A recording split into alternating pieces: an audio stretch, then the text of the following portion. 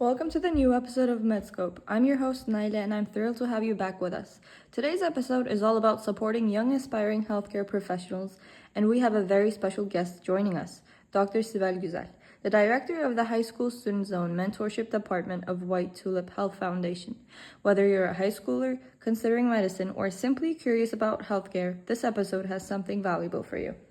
Dr. Guzel has graduated from medical school in 2009 in Turkey and had completed her pediatric residency and fellowship in US. She has been working as an attending neonatologist for 7 years and lives in Oklahoma with her family. She will share the mission and the vision of High School Student Zone, discuss the pros and cons of healthcare, and offer some guidance for future medical professionals. Now let's welcome our guest, Dr. Guzel. Thank you for joining us today. Thank you very much for your kind introduction, Naila. Thanks for inviting me and giving the opportunity to talk about our team's work today. Now, to start, can you tell us about High School Student Zone's goals and vision? How did you come about, and what do you hope to achieve with this program? Sure. Well, our goal is really to provide a platform for high schooler friends who consider healthcare careers and give them an opportunity for networking so that they can connect with pre-health mentors, medical students, healthcare professionals, and also gain some opportunity to the different activity clubs, such as observerships, research opportunities, and so on. We envision that by doing so, we as healthcare providers can possibly contribute to especially the students who come from minority backgrounds and who might possibly not have enough support, that we can eventually contribute to building a more diverse healthcare workforce in US. So this everything actually started when we were volunteering at different parts of White Tulip together with our high schooler friends, and realizing that we actually have things to learn from them, and that we can possibly they can possibly learn from us as well. And so, as you know, White Tulip has a great human resource potential, and so we thought, why not to extend a hand to our high schooler friends? Yeah. It seems like High School Student Zone offers various resources and support for students interested in healthcare careers. Could you share more about the types of opportunities available, such as mentorship programs, workshops, and internships? Sure, I'll try to explain. So we are currently running our programs with a new fashion at different levels based on the student interest and motivation. So any student who first joins the group basically starts with level 1 activities. Here we offer motivational career workshops, panel discussions on academic achievement, some college prep and academic counseling sessions, and so on. And the students will have a chance to have also a pre-health college student mentor and be able to have someone to reach out at least for their academic questions. And then during this level 1 period, based on the attendance of the students, attendance to the programs, and also some other academic qualifications, we will then accept students to level 2 and or 3 groups and offer more opportunities such as e-shadowing, in-person shadowing, helping with finding in-person shadowing, internships also. They will also be able to join other clubs and even lead clubs such as book clubs, humanitarian and aid, advocacy, justice clubs. So this new structure is a work in progress currently, and we definitely need volunteer professionals and our students' help to get this going. Yeah, being a part of High School Student Zone clearly has many advantages. Now, on a personal note, what do you find most fulfilling about being a healthcare professional? Sure. Well, first of all, of course, this is, like you mentioned, it's a very personal thing, and you can get different answers from different people. For me, the most important thing about career choice is, of course, to know yourself and be able to realize the things you could possibly be happy to do, and also to get to know what to avoid for yourself. So each of us, I think, were created with different natures and strengths, and there are multiple ways to be beneficial to humankind if that's your goal as well. And this is only one area. And as humans, we start to show those interests pretty early from childhood, I believe. And even good observer parents can tell if a child is more talented in one area than the other. But even if not, that's okay. And the best thing I think about the education system here in America is that it gives you time to find your path, and there is the option also to change your mind. So this is great. But for me, I was interested in science, specifically biology, and as part of my nature, I think that I was a caring child and caring person. And at some point, I was actually drawn into the genetics, DNA, and all those things. It was very amazing for me. And I was thinking about genetic engineering in high school in Turkey.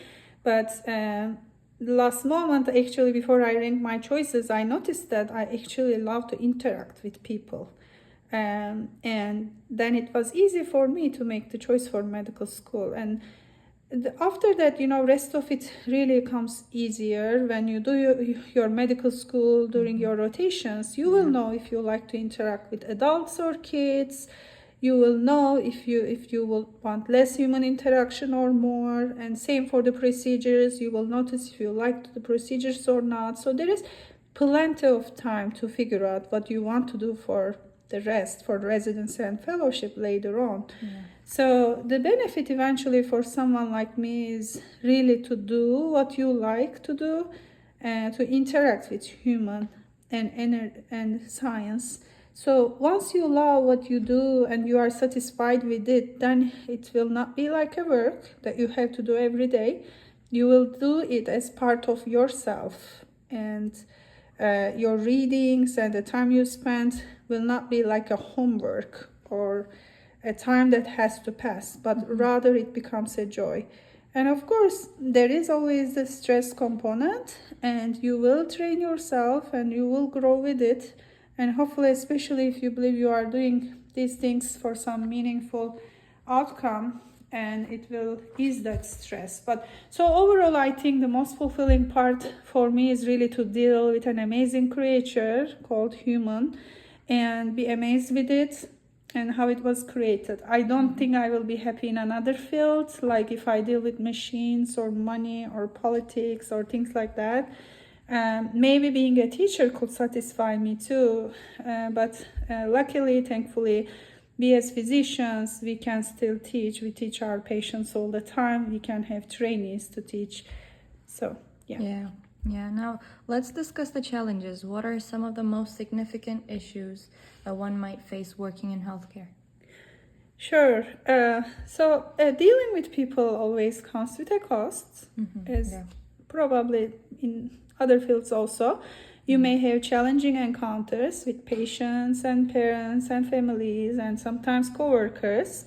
But the system, I think, gives you enough time to train yourself in communication and eventually be more comfortable with all of this. So you don't need to be a communication pro as a high schooler. And I think this is very important. This is one thing I want to really emphasize to our high schooler friends. Please, please, please do not evaluate yourself and your skills as if you completed all your trainings and say, oh, I'm not able to do this. I can't touch needles. I can't stand seeing blood or things like that, because it takes time and you will be given enough time. The other challenge for me is, of course, the physical burnout, especially in some specialties. But I think during training, we all need to do some night calls. But after graduation, then you will decide whether you want to choose a profession with night calls or not. And you will get to adjust your choices, basically, based on your body and your tolerance. And as long as you pay attention to your body's signs of fatigue, take care of yourself, know when to sit down or when to lay down, you should be okay. Yeah. Now let's wrap up with advice for our listeners. What recommendations would you give to high school students who are interested in pursuing a healthcare career? Sure. I will say keep reading, keep learning, and try to find your passion area and try to focus on that and grow in that. And of course, don't hesitate to ask your peers, mentors, other professionals for help when you face challenges, and also try to learn from others. And when you face challenges, keep talking about your feelings and challenges to your family. Especially try to be patient with your family. They are the ones who loves you the most in this world, for sure. And sometimes, families may have worries about kids, and they may be overprotective. They may, because all they want is really to protect and guide their kids. So try to understand, be understanding to your parents. And I think other than these general, recommendations, I would say definitely protect your own study time. Use social media only when you are tired or you want to have a break for a limited time. But rather try to enjoy your time with good friends, and try to find projects that you can, do with them, and also help the other people. Yeah, Dr. Guzel, thank you so much for sharing your insights and experiences with us today. Your work with High School Student Zone is truly inspiring, and we're grateful for all you do to support future healthcare professionals. Thank you very much. It was my pleasure, and thank you to all of our volunteers who make this work possible. And thank you for your time, Naila. Yeah, of course. Now, to our listeners, we hope you found this episode informative and inspiring. Be sure to follow us on social media and stay updated on upcoming episodes. If you're interested in joining High School Student Zone or getting involved with White Tulip Health Foundation, visit whitetulip.org for more information. That's whitetulip.org. Now, don't forget to share this podcast with friends. Thank you for listening, and see you in the next episode.